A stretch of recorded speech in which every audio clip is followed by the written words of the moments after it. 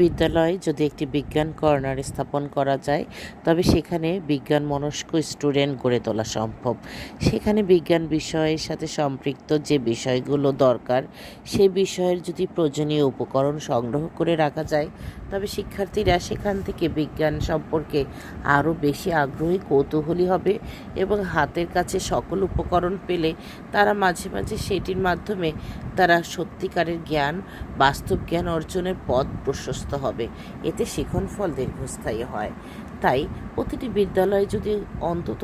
একটি কর্নার স্থাপন করা যায়, সেখানে থাকতে পারে আংশিক গতি, বার্ষিক গতি, দিবারাত্রি, ঋতু পরিবর্তন কিংবা সৌরজগৎ, মেঘ বৃষ্টি থেকে শুরু করে সূর্য, মেঘ এবং গ্রহ, উপগ্রহ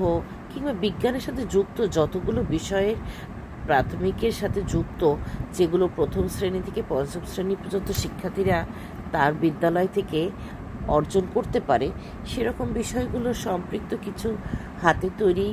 চার্ট কিংবা মডেল কিংবা বাস্তব উপকরণ কিংবা কম্পিউটার সম্পৃক্ত জিনিসগুলো যদি রাখা যায়,